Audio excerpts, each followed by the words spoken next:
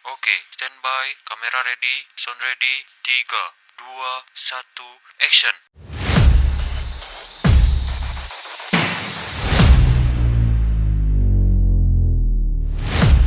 Warahmatullahi wabarakatuh. Perkenalkan, nama saya Livi Nurul Aini. Di sini saya ingin menganalisis UDIRIS dan strategi penguatan UMKM Indonesia di era disrupsi digital dan penetrasi pasar global.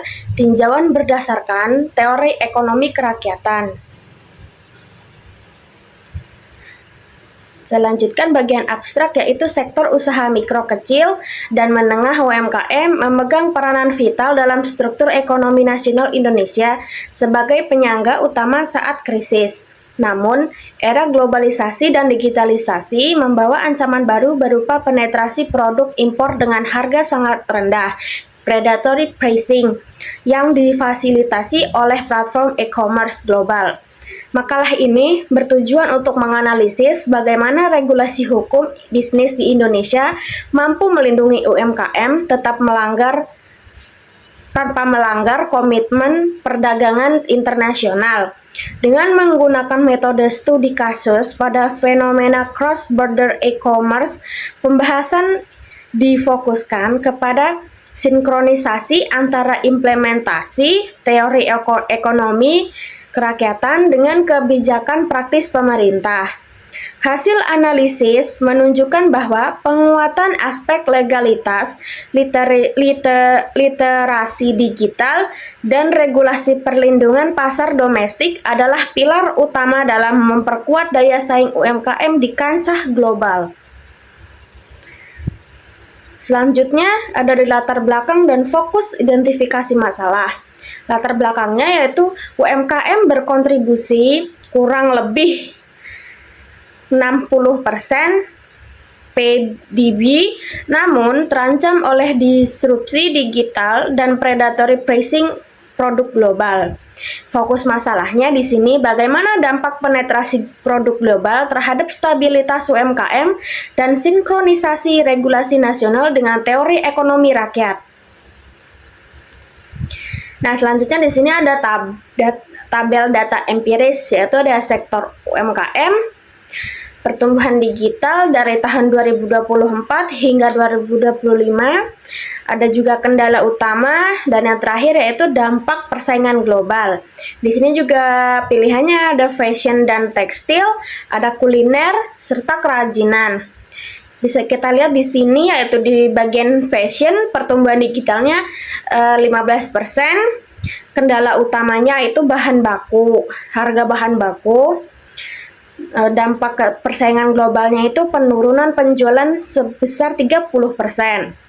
Selanjutnya yang kuliner, itu pertumbuhan digitalnya cuma 25%. Kendala utamanya sertifikasi halal atau BPOM. Dampak persaingan globalnya itu relatif stabil. Selanjutnya yang terakhir ada kerajinan. Pertumbuhan digitalnya itu 10%, kendala utamanya yaitu logistik ekspor.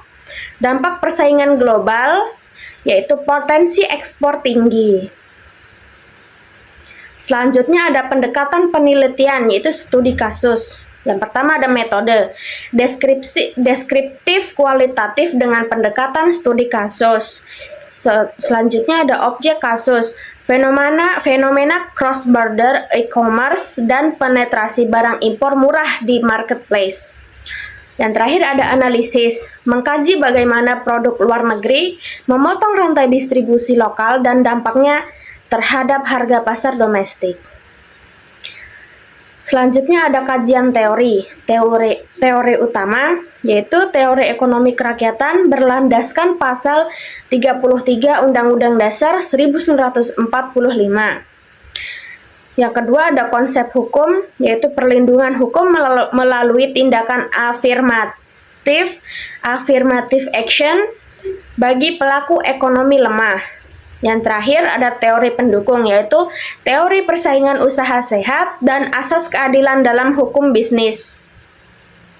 Selanjutnya ada hasil penelitian dan pembahasan. Yang pertama ada analisis yudiris, yaitu peran Undang-Undang Cipta Kerja dalam mempermudah legalitas NIB dan pembentukan PT perorangan untuk akses modal.